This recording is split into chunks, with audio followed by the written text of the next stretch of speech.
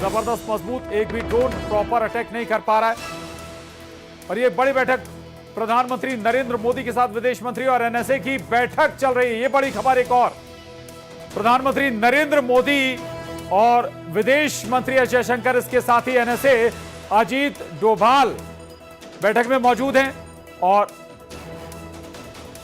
बैठक खत्म हो गई है, बैठक इस वक्त खत्म हो गई, जो बड़ी खबर आ रही है। हालांकि क्या इस बैठक में हुआ, किन मुद्दों पर चर्चा हुई, ये अभी साफ नहीं हो पाया, सामने नहीं आया, लेकिन माना यही जा रहा है कि जो दिन भर का घटनाक्रम है उस पर चर्चा हो रही होगी, आगे की रणनीति पर चर्चा हो रही होगी, कैसे जवाब दिया जाना है पाकिस्तान को, इस पर जरूर चर्चा हुई होगी। निर्देशित प्रधानमंत्री की तरफ से किया गया होगा।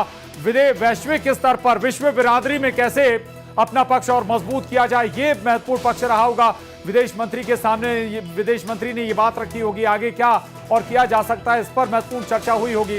राष्ट्रीय सुरक्षा सलाहकार चूंकि इस बैठक में मौजूद थे और इससे पहले बैठक हुई थी, वो बैठक आपको बता दें कि उसमें तीनों सेनाओं के जो प्रमुख वो उस बैठक में मौजूद थे। इसके अलावा विदेश मंत्री एस जयशंकर, विदेश सचिव विक्रम मिश्री, आपको अपडेट करते इस बैठक में विदेश सचिव विक्रम मिश्री भी मौजूद थे। इसके अलावा एनएसए अजीत डोभाल मौजूद थे। और ये बैठक अब से थोड़ी देर पहले, महज 2 से 3 मिनट पहले खत्म हो गई है। और इस बैठक में प्रधानमंत्री, मैं बार बार कह रहा था कि जिस तरह से पहले स्ट्रैटेजी तय की गई थी और इतने दिनों बाद, यानी 3 दिनों के बाद किस तरह से भारत ने अब तक क्या कुछ हासिल किया, क्या स्ट्रैटेजी अपने लाइन पे चल रही है, जो पहले तय किया गया था डिफेंस और डिप्लोमेसी की, उस पर आज बातचीत हुई है, जो हमें जानकारी मिली है। इसके अलावा इस पूरी बातचीत में आज प्रधानमंत्री ने सुरक्षा की बात करें, रक्षा की बात करें और कूटनीति की बात करें, तीनों मसलों की जानकारी सेना के अधिकारियों से और विदेश मंत्री एस जयशंकर और विदेश सचिव से ली है। और एनएसए अजीत डोभाल तो मौजूद थे ही। तो इस बैठक का मुख्य मकसद जो था प्रधानमंत्री का,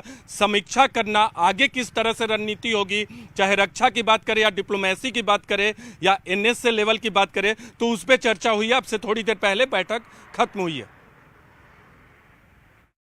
कि बता दें, प्रधानमंत्री के साथ विदेश मंत्री एस जयशंकर और इसके अलावा एनएसए अजीत डोभाल चर्चा हुई है। और उससे पहले यह भी बता दें आपको कि तीनों सेना के प्रमुख और सीडीएस से चर्चा की थी प्रधानमंत्री नरेंद्र मोदी ने।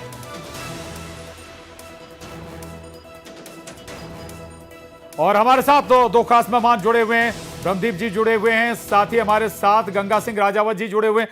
ब्रह्मदीप जी, चूंकि चीन का जिक्र हो रहा था, मैं चीन पर भी आऊंगा, लेकिन एक और महत्वपूर्ण सवाल, चूंकि अभी जो बैठक हुई है इससे जुड़ा सवाल कि भाई लगातार मॉनिटरिंग चल रही है, लगातार असेसमेंट चल रहा होगा कि हम सही ट्रैक पर हैं, सही रास्ते पर हैं। पहले सेना प्रमुखों से, सीडीएस से बात हुई, इसके बाद अब फिर विदेश मंत्री और राष्ट्रीय सुरक्षा सलाहकार के साथ चर्चा पीएम की।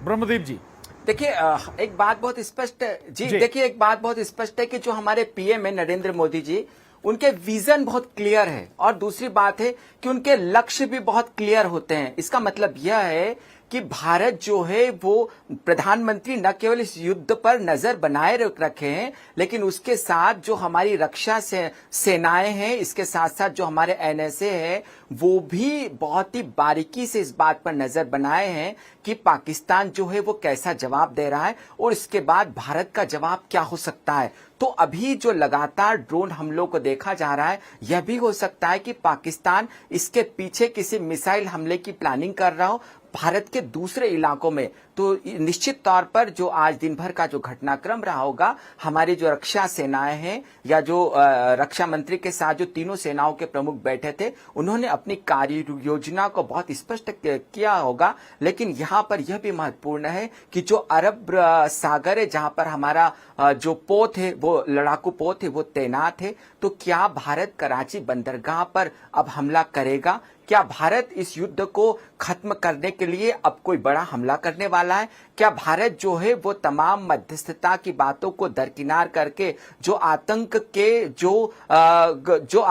के सरगना है या जो आतंक को प्रोटेक्ट करने वाले शीर्षस्थ नेता है, क्या उनको खत्म करने की ओर कदम बढ़ा रहा है? क्या भारत जो है वो तुरंत, यदि जो वैश्विक समुदाय यदि ये बात कहता है कि इस युद्ध को समाप्त होना चाहिए, तो क्या हाफिज सईद और अजहर महमूद जो है उसको भारत तुरंत सौंपने की बात कह रहा हो? तो इन सारी चीजों पर चर्चा हो रही होगी। लेकिन इन सबके साथ देखिए बहुत स्पष्ट है कि किसी भी देश के लिए जो सबसे महत्वपूर्ण होता है अपने